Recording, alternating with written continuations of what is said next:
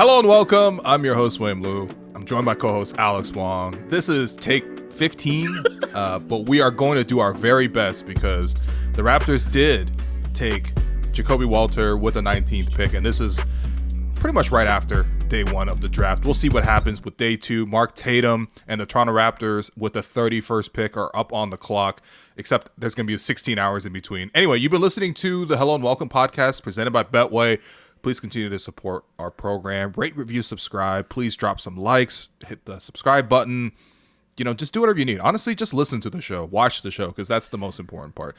Because we love you guys. And we're doing this at midnight because, the Raptors, day one, take Ja'Kobe Walter with the 19th overall pick. Alex, give me the general rundown of what the Raptors got here. Yeah, William, looking at tape of Ja'Kobe Walter, one-and-done guard from Baylor.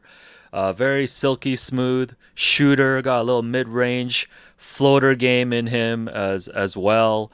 And, I think that's one of the things, watching the 3-minute YouTube video that really stands out about who the Raptors are getting. And I think inevitably, when the Raptors or any team picking in that kind of mid to late first round range, you're also bound to think about the flaws of the players. And then maybe flaw is too strong of a word, but more things that they need to improve on. And I think looking at Ja'Kobe, that's the one thing, he's a shooter, but what else is there? Can he be a two-way player? What can he add to the offensive package? I think those are kind of the first things that really stand out. What did you see? Yeah, I mean, I'm sure a lot of people right now are doing that exact same thing, right? Like looking at video, trying to cram as much as possible. Because there's obviously a lot of excitement. Like anytime you add a new player to the roster, there's going to be a lot of excitement, especially with the draft. The draft is basically Christmas for NBA fans, right? And for the Raptors taking Ja'Kobe, it shouldn't be a player too unfamiliar. The mock drafts, I know this year the discussion was it's the eye of the beholder. It's going to be all over the place. It's going to be a total matter of opinion. We're going to see some wild swings. It actually kind of went exactly who you thought it would go in the first 20 picks or so. Maybe there's a couple of jumps Zach Edey jumping into the top 10, Tejon Saloon ended up I think 6, Dalton Connect slipping out all the way to 17 to the Lakers. But ultimately speaking, especially in that range that the Raptors are picking in, a lot of these names were pretty familiar, and it kind of went in that order, right?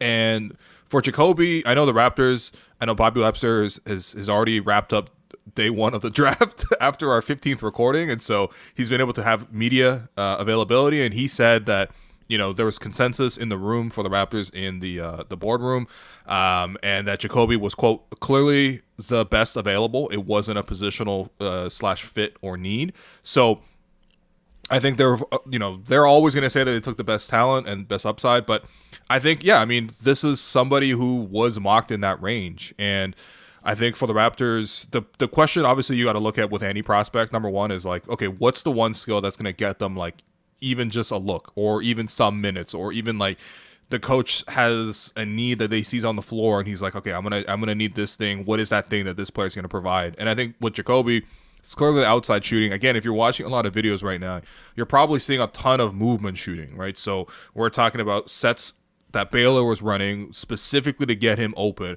specifically to sort of catch him off the ball, coming off of screens. There's a bit of on-ball creation as well. I don't think that's nearly as advanced as his sort of catch-and-shoot game is right now.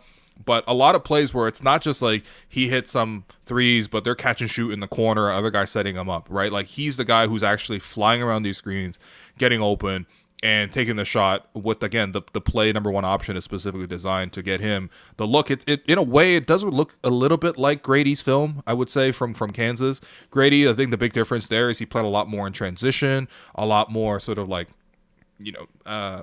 guess half court scoring wise, it was actually rather similar. But catch and shoot 3-point shooter. I think the comparison I gave, and I look, I'll be completely transparent. We just did a video yesterday reacting to who the mock drafts had the Raptors taking, and I think the Ringer and also the Athletic both had Ja'Kobe Walter coming to the Raptor at 19.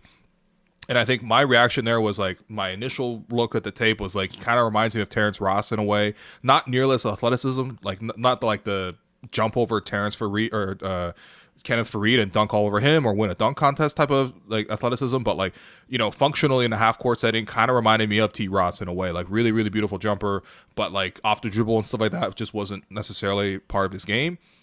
But like, yeah, I mean, I think again at a 19th pick, like you can clearly see that he's got movement 3-point shooting. That's clearly a skill that's very valuable in this league. And I'm curious for you, Alex, like seeing the Raptors shift from taking big athletes and trying to teach them threes to the total opposite approach of like, we are going to get guys who are established 3-point shooters. Like, what do you make of that strategy and that shift? Yeah, number one, they invested incorrectly in the Noah system. That apparently hasn't worked out. But I think the Kobe system. We got the Jacoby system now. I think when you're looking at just player development as a whole, like, or do you want to bring in guys like they've obviously had the approach of bringing in guys who don't shoot really well, with the hopes that they were able to kind of improve and find kind of these like diamonds in the roughs and like build this like Vision 6-9. Maybe now the new approach is, we're bringing guys like Grady in, we're bringing guys like Jacoby in, and, they already have a skill set in shooting. How do we integrate them into, whatever our defensive schemes are going to be? Like, can we teach them, that end of the floor, just from like an effort standpoint, from like a scheme standpoint, where, we can get them to be serviceable enough players where their offensive skill sets, can keep them on the floor. And I think, thinking about like Jacoby too, like, I don't know, like he got a little, maybe like a little Jamal Crawford in him too, but I think he'd have to like add. Okay, the handle would have to. He would have to add the handle. Yeah, come on. He would have to add a lot to his offensive game, but it's like if you're trying to project him out, like can he be that type of player? Like a guy that comes off the bench where you're not necessarily like that stressed about, what he's bringing to the defense, or, he can kind of jolt your second unit and things like that. So I think the approach is interesting to see the Raptors change, because like they did go very all in on the Vision 6-9 to the point where it seemed a little bit excessive. Right. And now you see them kind of, I guess recognizing that you need to score in this league to win.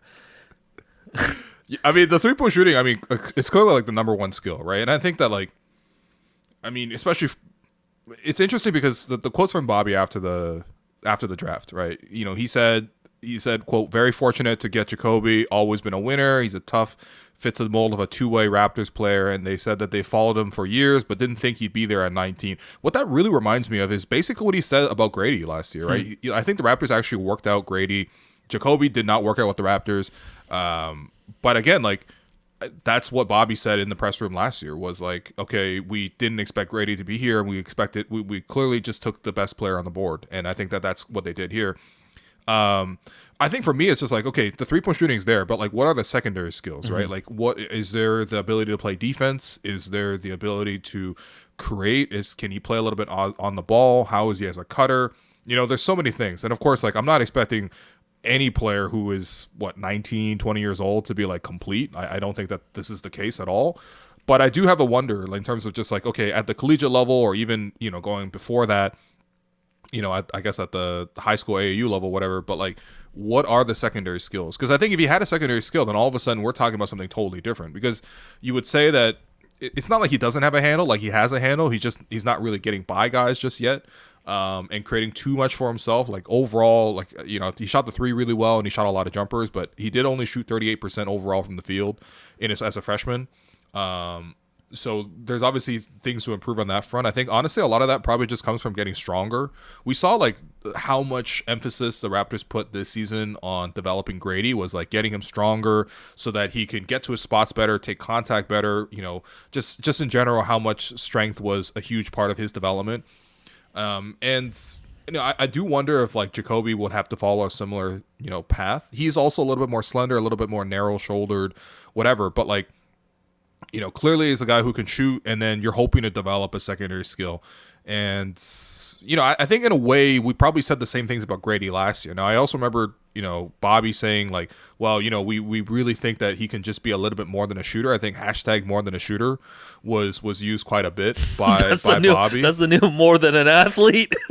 Yeah, it is. It is for the white shooter types. I feel like they definitely always love to say more than a shooter. By the way, shout out to Kyle Korver in the Hawks war room, looking like he was 24 again, man. Nah, he was definitely more than a shooter, man. He a drafter now, man. He took Zachary Ricochet, but like, no, I think yeah. I mean, maybe their success in turning Grady around and turning his season around, and sort of what worked for them in that process gave them some confidence here. Because I think that like, in a way, I hope Jacoby doesn't start off the season as slowly as Grady did. Ultimately, it doesn't really matter. It was a lost season, so it's not that. But like, maybe their success in developing Grady gave them more confidence to take Jacoby. Yeah, no, I think you're probably onto something there. And you talk about like secondary skills, and I'm just looking at our boy Kevin O'Connor's scouting report of Jacoby Walter, and you asked about like the playmaking, maybe what that looked like at different levels, and what he has here is that like he flashed primary playmaker potential in high school. But like just was not used in pick and rolls or in those situations as a lead creator at Baylor.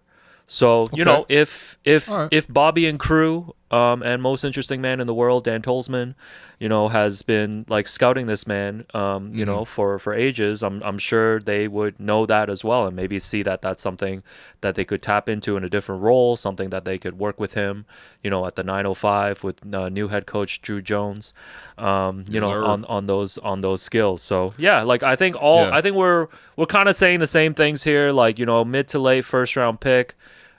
This is kind of the type of player you're going to get in terms of the pros and cons, and you're adding another young player into the system. And, depending on what they do with the 31st pick tomorrow, hopefully now you have two of those guys. And then whatever you add in the undrafted pool to kind of just like keep adding to that, 905 depth and all that stuff, and see eventually if they can, make it to the big leagues. Man, honestly, you could tell how drained Alex is after 16 recordings. It's not that. This was the same energy I would have brought for the first recording for the damn 19th pick, man. Pick Bronny tomorrow, please, man. Get us some content.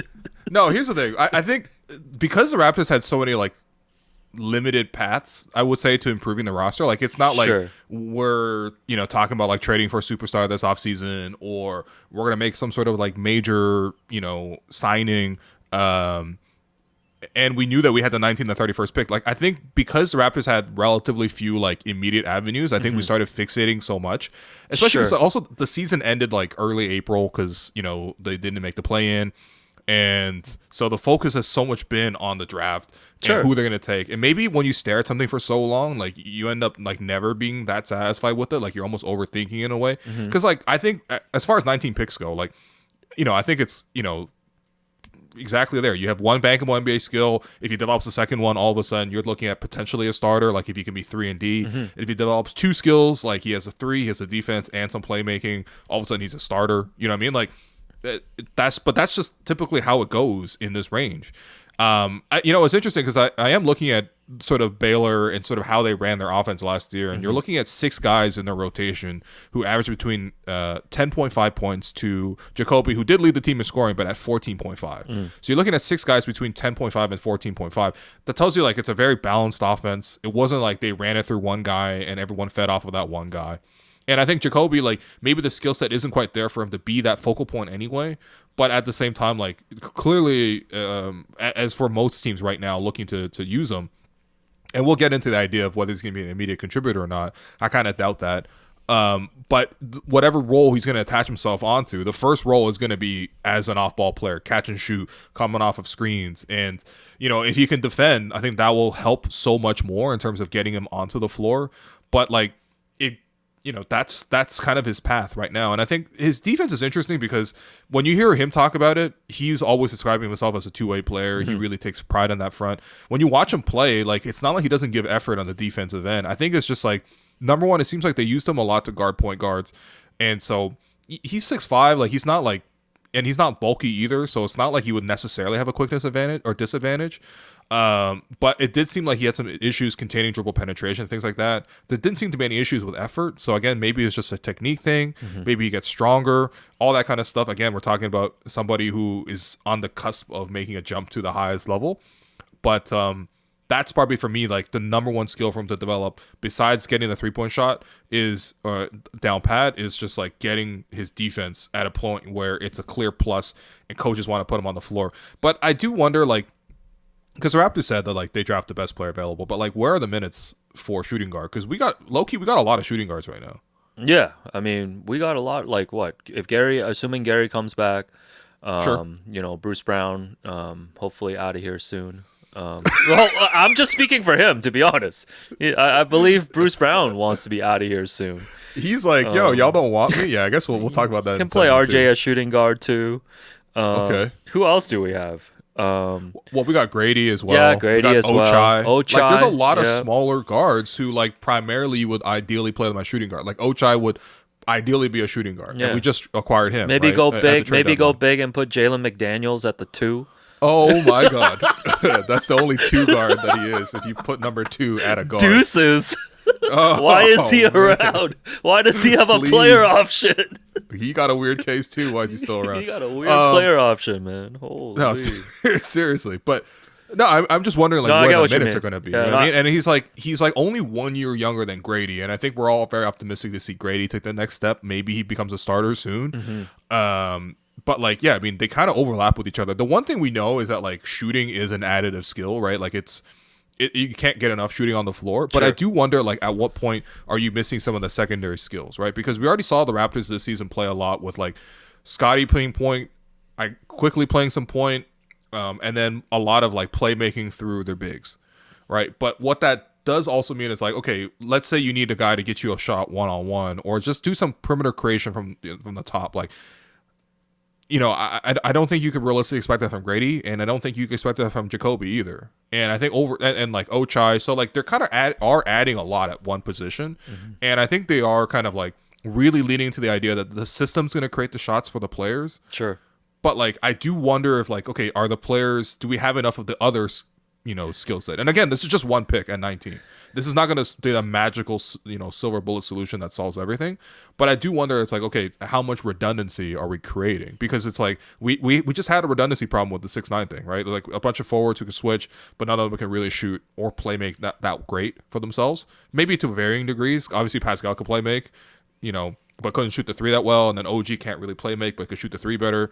Like, but there was redundancy, and I feel like we're actually creating redundancy going the other direction in a way. Yeah, I mean, I don't mind that as much now, just given like where the team is at versus where the team was before, right? Like, obviously, when you're contending, or you're trying to contend with the team that was here previously, then you're more concerned about those redundancies, about whether you want to pay those players, and they ended up not paying any of those players, right? Like, except for Scotty, who stayed behind. And now, a lot of those guys that you mentioned, like all of them have flaws in their games or are still players who are developing. And, you're clearly a rebuilding team. So, and you're clearly in like desperate need of like just shooting on this team, right? So why not just kind of stack the roster with those options, see if 1 or 2 of those pan out. You assume you have a bit of a runway here. Scotty signing the max extension. You're building around him, trying to see what you guys have. If one of these guys pop off and can make the rotation, I think that'd be good for them. So I don't know if that's like a huge like concern to kind of stack these players right now because they don't have enough of them anyways. Yeah, no, that's fair. I mean, I think maybe I'm just thinking best case scenario, right? Because like these guys are all players that we've added within the last calendar year. Took Grady with the 13th pick, took Jacoby with the 19th pick, and then added Ochai, there. I mean, there's other positions that they even address, like even Jordan Wharf. I mean, I'm not saying you got to make any roster decisions around Jordan Wharf, but like if you brought him back, it's another shooting guard on your roster. Yeah, I'm not that. Right. I'm okay either way with that one. So Okay, fair. you stop roping me into the Jordan Nora discussion, man. What are we doing here? Yeah, fair enough. Okay, back to Jacoby. We got some of his interviews he's done. Right. I've watched a few of them now. First off, he comes across really serious, like really like locked in. Like I feel like we got to get that one interview with Jacoby eventually with somebody, hopefully us. Yeah. That like gets him to sort of open up, crack up a little bit. Yeah, good luck with that. Yeah.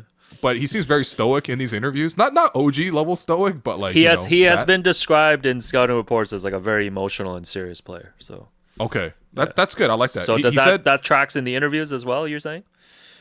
Little intensity. He keeps the same expression throughout, but he's not like flat. You know, he's like engaged, but he's serious. Right. But he is just one. He's mostly one note. He did say in multiple interviews that he watched a lot of Kawhi Leonard. Oh, okay, yeah. Really like Kawhi. His favorite so moment in the championship was the championship. Yeah. I mean, we could ask him. I guess where were you during the championship? When are you asking him? At what facility? First off, he's probably he's like I don't know. I was in grade 10. Like yeah, I know. He actually was. He's God like, damn. Yeah, I was probably in home economics. Yeah. Okay, so Kawhi was a favorite player. Kawhi's favorite player. I like that. Gave some quotes at the press conference, right? He did the Zoom interview with local media here in Toronto. He said, you know, he's never been to Canada, never, you know, worked out for the Raptors in this process, but he did say, quote, this is where I'm supposed to be. He did have a purple suit on, which I don't know if that means that he knew that he was going to I don't know how any prospect in this draft specifically knew where they were going to go outside the top, like, two with the two Frenchmen. And then he, just what? On his own game, quote, I consider myself a competitor, a scorer, two-way player, somebody who will sacrifice his body on the defensive end and do whatever it takes to win. So sounds like you. I'm excited, man. Yeah. I mean, I don't know about that. I'm a one-way player. So I don't mean to make fun I play one way. I don't mean to take a three. That's it. I don't mean to make fun of these quotes, but maybe just because I'm like growing older, or because like you mentioned, you know, my MacBook appears to be on its last days. But like, no, it's fine, man. Man, these players just say the same things every draft. Man. I mean, they are definitely media trained. I'll say like that you come into the NBA, of course you're gonna talk about wanting to be a two-way player. Right. Wanting to be competitive, you know what I mean? Like, I want to see that. Who did I watch? Kawhi. I want to see. I want to see. Come in the league and been like, yo, I watched a lot of Al Farouk Aminu tape. Like you Michael Jordan or you Deshaun Stevenson, man? Just let me see it. No, that's fair. That's fair. I guess you know, the first look we'll get is at Summer League with Jacoby, but I'm pretty excited just to see another player come to the Raptors. We can obsess over this, see how it goes, and then ultimately, like, look, if he comes off to a slow start or he's like spent some time in the G League, especially as a rookie, like, don't freak out. Number one, he's a freshman, so he's younger. Number two, I think he probably got a little bit stronger. He's not like super skinny, like, you know what I mean? Like he's just a 19-year-old, right? He probably can stand to bulk up a little bit. And also, like, that's how the Raptors do it. Like, outside of Scotty and I guess OG, who both first off came into the league physically like really developed, right? OG was really strong, Scotty's really strong. Outside of those two guys, everybody spends time in the G League. So like I wouldn't be surprised if he spent some time in the G League. And again, because there's so much overlap at the shooting guard position right now for Toronto, for sure, I don't actually see him getting that many minutes immediately. But again, that's gonna be okay. This is not somebody that they took to like solve their problems for next year. I think it's not a project like this. It's certainly not that, but I think there will be a process to sort of get him some time. So the Raptors have the 31st pick, though. You excited, man? Who's left on your board? Did you make a board? Yeah, just Bronny, man. My board is just a content board. Yeah. So. Okay, sell me on Bronny. Like, let's you on Bronny. No, let's say you're Masai, and then like I don't know who. Like, let's say Larry T. I guess he's still part of the ownership. Yeah. Larry T. comes down. And he's like, "Oh, Masai, man, congrats. Tell me about Jacoby." You tell him like, "Okay, shooter, whatever." Yeah. And then you're like, "All right, well, who you got with the 31st pick? You know, should I tune in at 4 p.m.?" And you're like, I want to take Bronny. And he's like, well, what do you like about Bronny? Like, what do you like about Bronny? What have you seen from Bronny so far? Yo, listen, Mr. T, you know, like he... Mr. T. You know, I don't know if you've been on Twitter seeing fans complaining about the product and the ticket prices and stuff. Like, I don't know if Mr. T's on Raptors Twitter. Scotty's an exciting player. You know, we like IQ. You know, we like RJ. You know, but like, you know, we need some entertainment. We need some entertainment value, man. You know how people show up 2 hours before Golden State games to watch Steph Curry warm up? That's going to be the same with Bronny, man. We can sell, honestly, that might happen. We can sell warm-up tickets, man. We can sell warm-up tickets. Don't give MLSC any ideas. Don't give you any idea, man. We can sell warm-up tickets. We can sell in-game tickets. Jerseys going to be flying. Think about it, too, man. ESPN never puts us anywhere. Bronny comes here. How many games you think, man? We're gonna be on TNT every Tuesday. Like we're gonna be, you know, suddenly we're gonna be on Tuesday, first. We're gonna be maybe on 2 Tuesdays in a year. Tuesday, Bronny Tuesday. No, we're gonna have Taco Tuesday. No, it's gonna be the 2 times LeBron plays Bronny will be the Yeah. 2 times the Raptors are on TNT. Yeah, and there's just going to be a lot of buzz about the team, a lot of brand recognition as we rebrand back to the purple, on First Take. This is going to be a #1 topic every day. Darko is going to have to answer questions about why Bronny's not playing. Right, Bronny going to Mississauga is going to be a movie. We're going to hear a quote from Rich Paul every day. From like a content standpoint, like, I don't know. I'm sure you like some point guard from the SEC or something, but Bronny would be my pick at 31st. Yeah. Well, not quite SEC, but I do like Tyler Kolek, who is still on the board. Is that a conference still? Man. Anyways, no, but I mean, Bronny. I mean, look, the funniest thing was on the broadcast because ESPN has, as you mentioned, like they've been shoehorning Bronny content. I mean, I guess we've been shoehorning Bronny content. Yeah, this is the third time you've asked me about Bronny, man. What are you trying to do with the algorithm? What do you want from me? Click the video for Bronny. Put it in the headline. Don't put it in the headline. But they were talking about Bronny ahead of the draft, and Jay Billis was like, "Hey, Scotty report on Bronny was literally he's a great teammate." Oh, brother. Which just killed me, man. I'm like, damn, brother. Just say something, man. Like, yo, he's really good at like tying his shoelaces. Like, come on, man. He's a great teammate. It's killing me. No, listen, Number man. 1 skill is friendship, man. No, listen, Come man. on. Like, there's, I think, 2 main characters in this draft, at least for me, coming in was Zach Edey. Maybe just because, man. Proud of obviously him, man. he's Chinese-Canadian. Yeah, of and, course. He's from Toronto. Yeah, he's from Toronto, the Pat. Yeah. And, like, he went to the TDSB program. Yeah. He was at a public school. Yeah, and just the fact that, he's such a, he was, the most polarizing prospect coming into this draft. And Bronny. Those were the 2 main characters for me. So, to see Edey go number 9 to Memphis, super happy for him and his family. And John Morant's already posted rush hour memes about him. So once again, the Asian and Black delegation are gonna have to get together on this and just kind of draw the lines on what jokes are appropriate. I don't know if Jaren Jackson is gonna show up as Don Cheadle, for Halloween this year. Don Cheadle from Rush Hour 2. So Kung Fu Kenny is pretty topical these days. I feel like Kendrick single-handedly brought back Don Cheadle's Kung Fu Kenny character. So no, those are kind of the 2 names that I'm very interested in. I'm expecting Bronny to be drafted tomorrow. But yeah, I mean, before we wrap up this segment too, any other kind of standouts, we obviously watched the first round, any other things you want to kind of discuss? Okay, this has nothing to do with Jacoby, but for me, when I was watching this, and of course, obviously, it's getting to the 19th pick, and you're starting to get really excited because you're thinking about who's still on the board and stuff like that. I'm not gonna lie, I was pretty excited to see Dalton Connect start to slide, and the fact that he slid all the way down to 17, for me, I didn't even scout Dalton Connect because I'm number 1, I saw a decent amount of the NCAA tournament, so I'm okay, I'm familiar with this game. Yeah. But also, it's just all the mocks had him somewhere in the top 10, so I just didn't think he would slide that far. And by the time he got to 17, I was okay, I'm starting to watch videos, starting to really cram just last second, just in case the Raptors ultimately had a chance to take him. And then he got taken to the Lakers. And of course, right before that, somebody we talked a lot leading up to the draft, Khalil Ware. We talked about he's got really good size, got a clear defined skill set. It was just is his motor good? And it's of all places he lands in, Miami, who are the ultimate you put a guy with talent in heat culture, you just assume it's going to work out. So I'm damn, that's off the board at 15. I think Bub Carrington was somebody who really grew on people once you watched a lot of film of him. Really nice off the dribble, stuff like that. He goes off at 14. So, even Orlando right before Toronto, they take Tristan da Silva, and I'm damn, that's another guy that I liked in that range. So it was kind of heartbreaking just seeing guys come off the board eventually. I mean, obviously the Raptors weren't going to get all of them. You can only take 1 player, but still, I was watching that process happen, and then I thought to myself, oh yeah, the Raptors really were not just unlucky to lose the 8th pick, right? Because whatever, that's the one that people focused on. But because they had the Pacers pick, so the Pacers finished with 47 wins. That actually tied them in a 4-way tie with Philadelphia, Los Angeles, with the Lakers, and also with Orlando. All 4 of those teams finished with 47 wins. And the Raptors ultimately, I believe, lost a 4-way coin flip because I think they could have been as high as like 16, I believe. How many sides are on that coin, man? I don't know, man. They gotta draw cards at that point, man.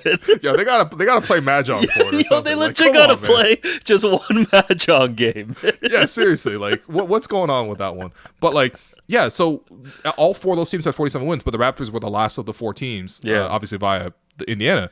So to me, I'm like, damn, like not only if the lottery odds played a little bit better, the Raptors could have had a top 10 pick, but like they could have had at least the chance to take a Dalton Connect who dropped down to 17, the chance to maybe take even like, I don't know, I trusted this over. Like to me, I was like, all right, this is like a solid two-way wing, I guess, but like.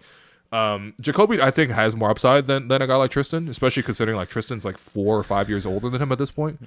But like, part of me was kind of like, like there are some of these other guys that I've really kind of liked. But again, like who knows, man? These guys are just beginning their careers, and we're gonna obviously root for Jacoby over here, and just really, really hope that he pans out. And I think, we will see. Obviously, the 19th pick is not gonna be something that changes everyone's lives, but it's exciting. We got another player to obsess over, and we'll be tracking his career. But you want to take a quick break and then come back and talk about some of the other things that happened at draft night, and also Bruce Brown's latest tweet. Yeah, for sure, man. Video's rolling, so let's do it.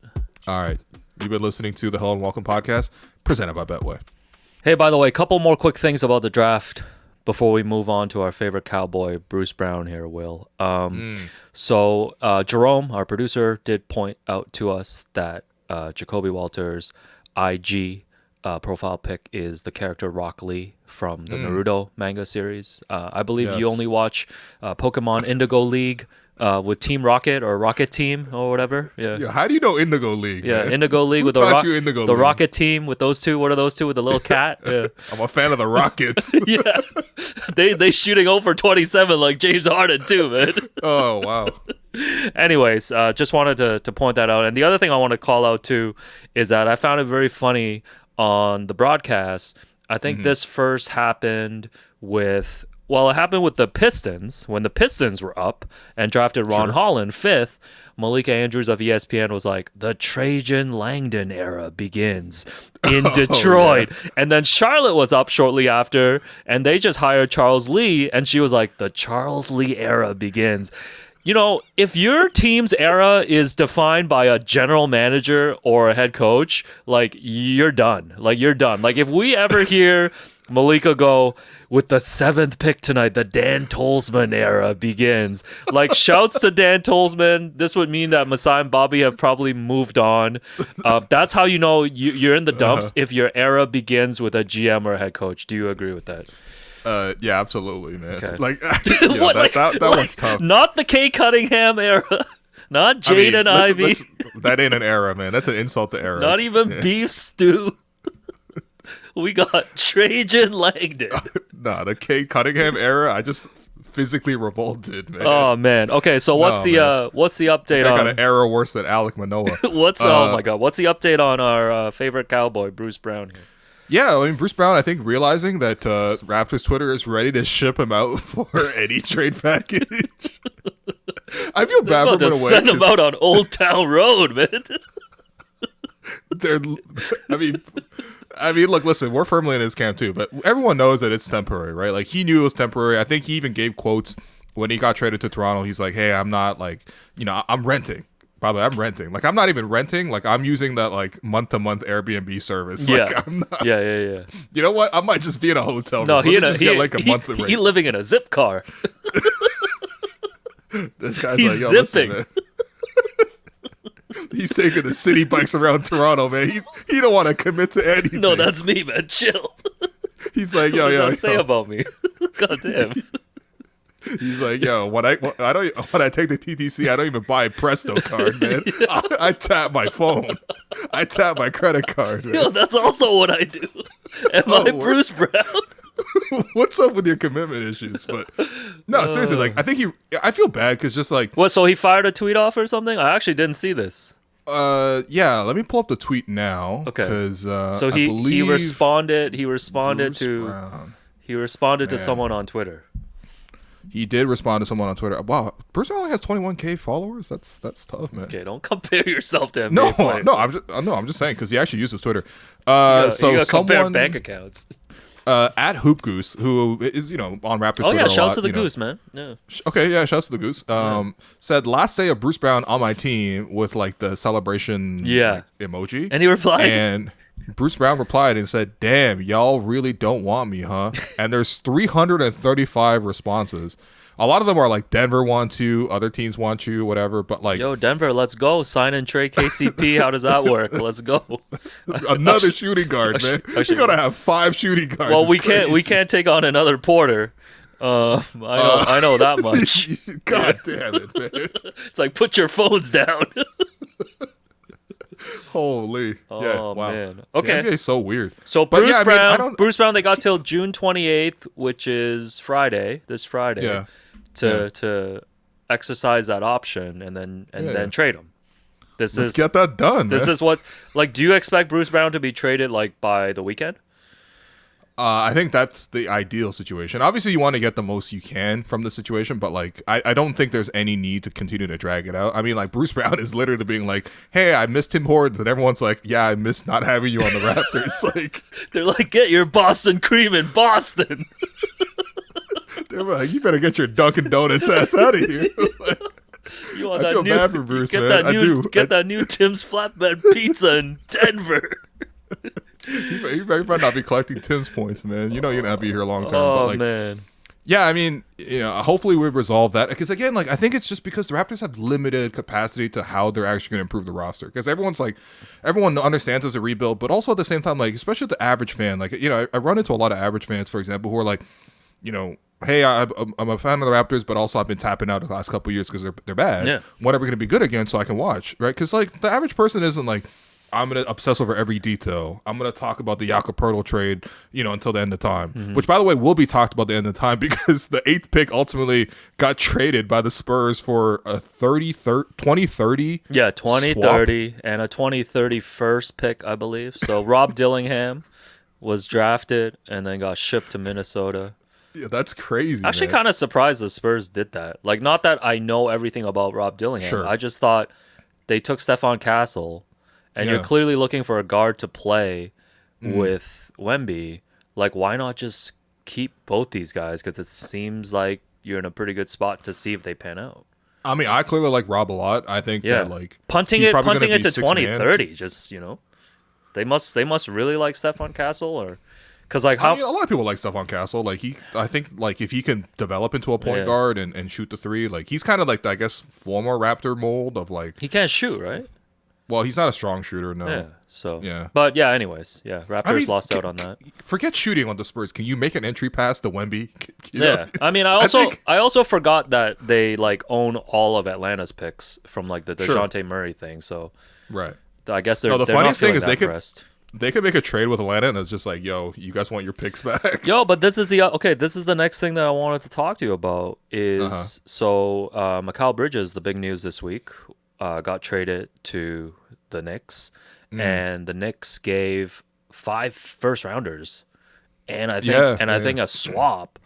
No, they gave 5 first rounders and a Milwaukee first rounder, basically 6 picks. Right, 4 unprotected. Yeah, 4 unprotected, a swap, and then a Milwaukee first to get Bridges. Everybody's super excited. Obviously, the Villanova Knicks. Mikal Bridges reunited with Josh Hart, Dante DiVincenzo, Jalen Brunson, and then today the Knicks re-signed OG to a 5-year deal, $212 million. Man. And like, this guy's getting paid $4 million per point. $4 million per media availability. Well, come on. And then, I obviously want to get your thoughts on that, but you talk about the picks, because like the Nets made this whole separate move to basically get a bunch of their first rounders back from Houston. From the James Harden. So now they have their first rounders the next 2 years. Yeah. And Houston did this because they wanted to take all of Phoenix's picks, which the Nets got in the KD trade, because they're trying to convince Phoenix to give Phoenix's picks back in exchange for KD. So like, and the San Antonio thing might happen with like San Antonio, Atlanta with DeJounte Murray. So like, we're watching a league right now where these picks are being like leased, or like they're being like rented to other teams, and then when it doesn't work out, you can like get them back. Like Yeah. I don't have a conclusion to it, but it's just kind of blowing my mind that this is kind of like a transaction trend that's happening now. Whichever GM came up with like, let's trade pick protections. Right. Let's make a trade so we can change pick protections. Pretty sure that's Sam Presti, but yeah. Let's trade pick swaps. Yeah. Let's trade like we can have all options. You know what I Yeah. mean? Like I think the Pelicans had the option of taking the Lakers pick this year or the Lakers pick next year from the AD trade, and they're like, that's part of their pick is that they had that option built in. Like trading picks used to be a lot more simple than this. Yeah. And whatever. Like I feel like maybe they figure out marginal strategies and stuff like that, but like it's getting to the point where it's like impossible for people to like even follow along. You can't, like, but like Phoenix this could created a potentially whole Bobby Marks like industry was around how complicated these picks are. And even if you feel like for him, he's like, what the hell is going on here, guys? Yeah. You know. No, but like Phoenix could potentially get their picks back. Yeah. Like Brooklyn's already got some of their picks back. And now you're looking at it's just so interesting to me that all these Yeah. superstar trades happen with all these draft picks, and then like you can just self-correct years later. Like this is Yeah, kind of what's happening right now. The funny thing too is like, what is the value of a pick, right? Because I think Mm-hmm. you can because like I guess you have salaries to sort of like be relative to, but like that's obviously not going to change once you sign a deal. So the other way that you can measure a player's value, especially relative onto their contract, is how many picks can you get for this deal, Right. And because of all the swapping and the protections and like all the different rules on it and the flat lottery odds, it's like I have no idea what a pick is worth anymore. Like, how are you telling me that Mikal Bridges is worth 4 unprotected picks? Yeah, so I want to get your thoughts on this. You know what I mean? But even before that, it's just like on honestly, and the people I blame on top of this, besides the GMs, is just James Harden and Kevin Durant. Stop changing teams and making the league so unnecessarily messy. Like, Well, I'm tired of this. You know what I mean? It Like, looks, 'cause, it looks like KD gonna be a Rocket, man, at some point. So what's he even gonna go to the Rockets to do? I don't know, It's man. him and Fred and like Şengün. Like, what is that? Yeah, so Woj did report this and then kind of pulled it back a little Yeah. bit. Is that the Rockets? Their whole point of acquiring all these Phoenix picks is to basically tell Phoenix that, hey, this is your kind of like get out of jail card. Like you have no draft picks. Like, you know, if you don't look at yourself as a contender, like you know, trade us one of your superstars. They're reporting going after KD or Devin Booker. And then Matt Ishbia, the owner, actually tweeted tonight, and he said Phoenix loves Kevin Durant, and Kevin Durant loves Phoenix, which is weird. And we are competing for a championship this year because we have the team to do it. Like I don't know how That's to. why they got swept in the first round. I don't know how to break it to this certified mortgage file, but like this is not a owner's league. Like this is a players' league. Like if KD wants to leave tomorrow, he will tell you that, and you will have to trade him. So It's like, actually, it's I not mean, his for call. Phoenix, for Phoenix, like the situation just got better for them. I like, you know what I mean? Like if they can get out of jail of their own situation, that's better than what they had previously, which was the Bradley Beal jail, which they put themselves in last summer. But I think it's a smart move Yeah. if Phoenix does decide to just kind of reset, because like based on the second apron rules and all this stuff, and if you look at the West, like how many teams is Phoenix better than? Because like and also like what kind of free agents, like you're going out there and signing like you know, like Kate's Biat Diop. oh, yo, what? Like you're not Holy. like you're signing like Josh Okogie. Yeah, like there you like go. that Yeah. stuff is not like, I feel like they need to like just think about that and be like, hey, like this actually didn't work. Like we can't, the only way we can kind of move forward is actually to like rebuild now. I mean, yes and no. I mean, clearly, like Brooklyn, for example, they rebuilt, right? Sure. And now their end product is like they got 9 firsts for KD, which again, Oh, like, yeah. what is a first worth anymore? This is the trade equivalent of people saying the Celtics went like 93-20. Yeah, Like I get it kind of, but you also went through a lot of misery and like different trades to get those 9 picks, and we A lot of things happen. and we still don't know what those 9 picks are going to be. When those picks are Tatum and Brown, that's cool. When it's no shade to our guy, you know, Jacoby Walter, but now we add him to the Pascal deal. Yeah. Like we got to see what that looks like for the Raptors when you get draft picks. No, that's what I'm saying. Like picks used to be like, okay, you're inside a prison and you're trading cigarettes. You know what I mean? But like, there's no conditional cigarettes. Like they trading cigarettes with like the little poppers and something like that. Like, what's going on here, man? They're trading each other an essay pack. They smoking on the essay pack, but like, yeah, there's that aspect. The other aspect is like, I like that the Knicks are going all in. Like, I think the Knicks clearly identified that they're like, they clearly think that they're the second best team. Yeah, in the Eastern no, this Conference. is what I want you to answer. Like, do you like this Mikal Bridges trade? I like that they went out and got Mikal Bridges, and then of course they went on top and retained OG. And I think some of the reports are even that like Isaiah Hartenstein might take like a short term, like a discount to stay. I mean, like I would stay with the Knicks. Like the Knicks are lit. The Knicks are like one of the most like fun situations to be in the NBA period right now. The NBA is better. The NBA is better when the Knicks are good, man. I mean, apparently, but like seriously, their situation is actually like really good right now. Like I think for a lot of players, they would really enjoy being there.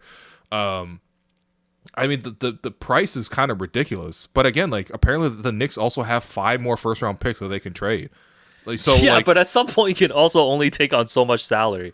I mean, sure. the good thing is they have Brunson and Bridges on really good deals.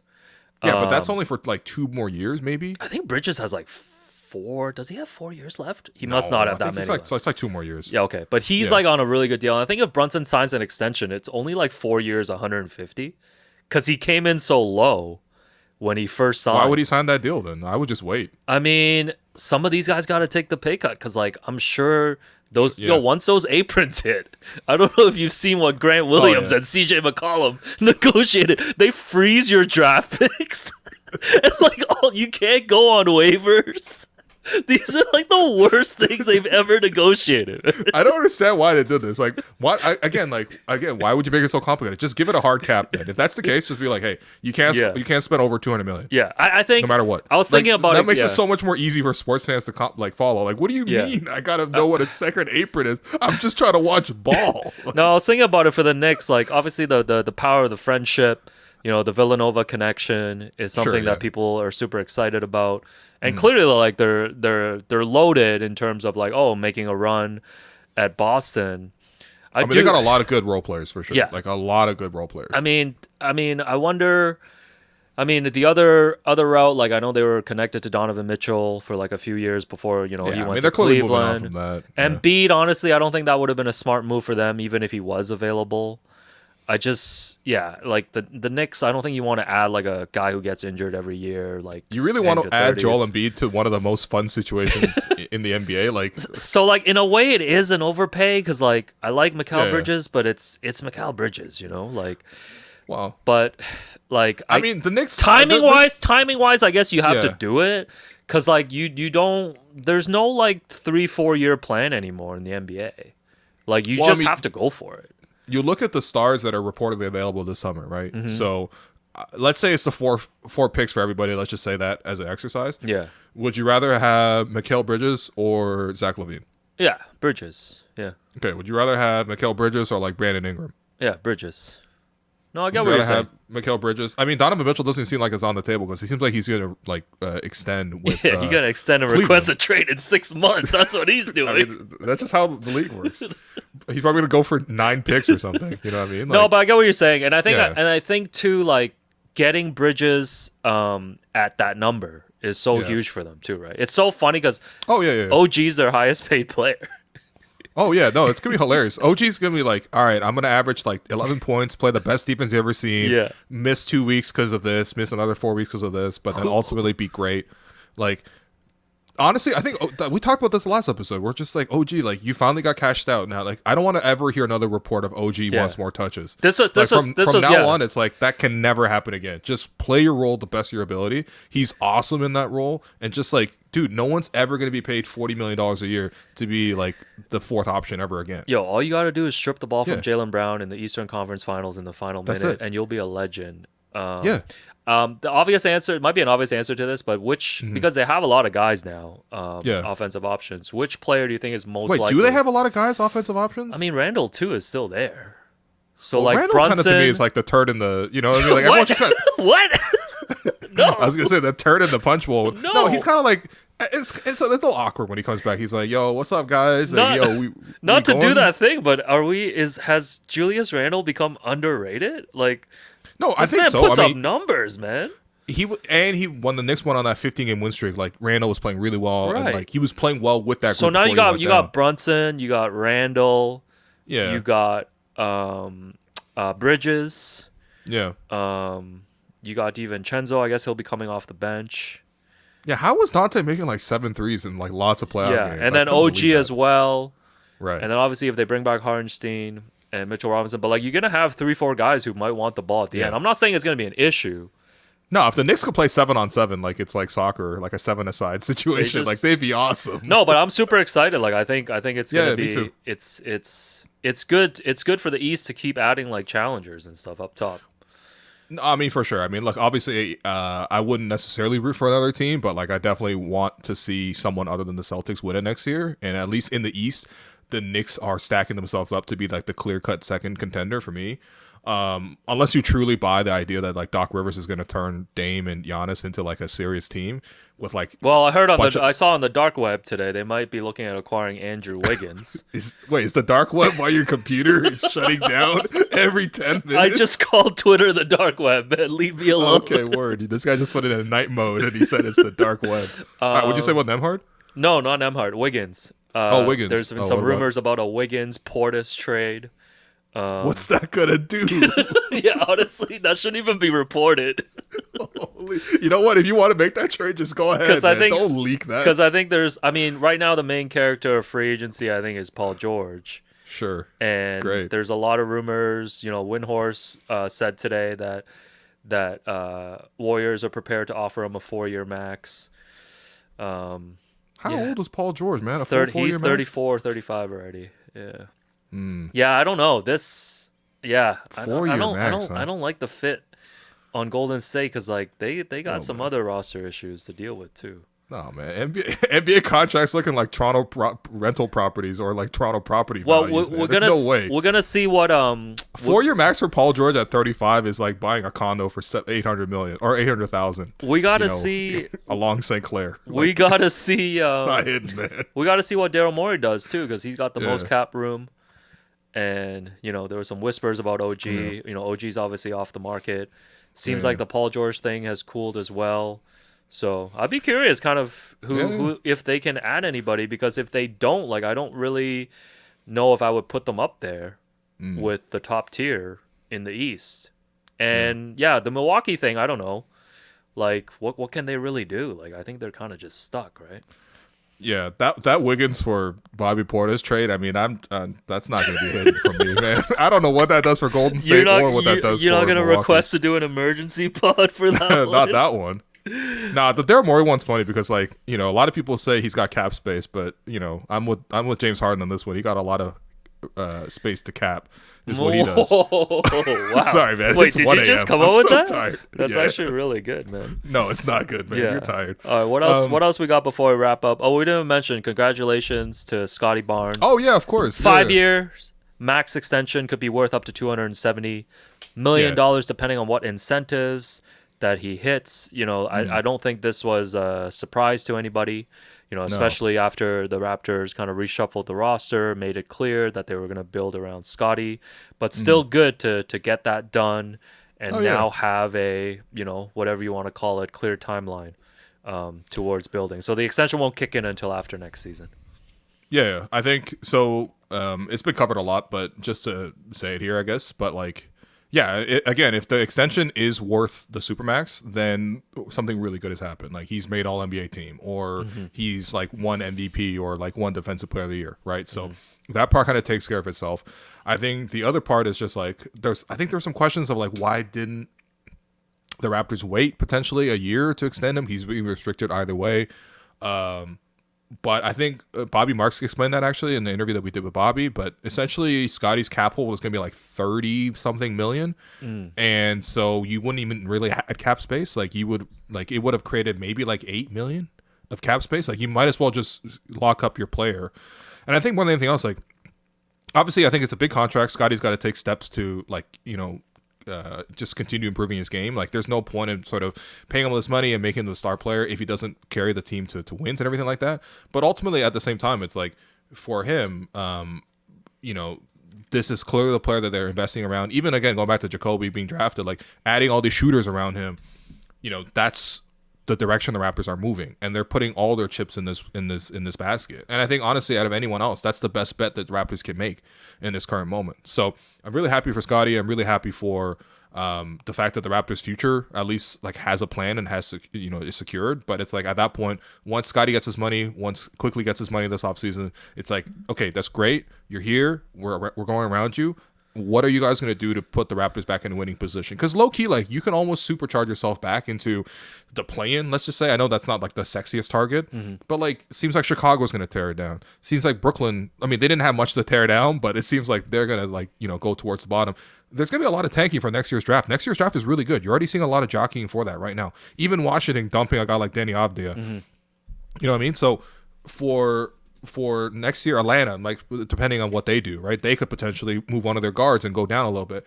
The Raptors are almost artificially forced to be back in the play-in. But I think I want to see if they can find an identity, if they can play some damn defense. Because I honestly, like all season, I was tearing my hair out over how bad the Raptors were defensively. You still got a lot of hair left.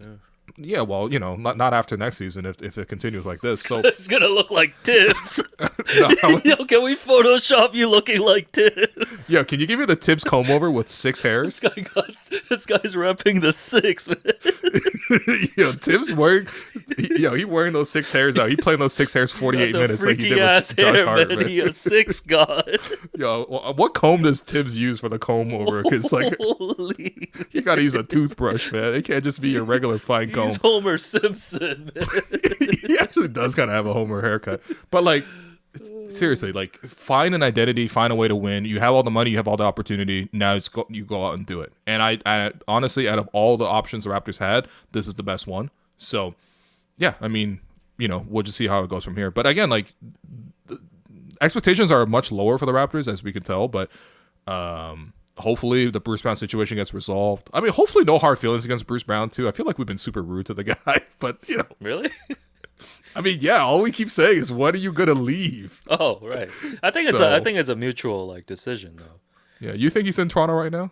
Ain't no way, man. Yeah, Toronto, there's a lot of hangouts in the offseason. They going to Montreal for the Grand Prix. They're getting workouts in Toronto.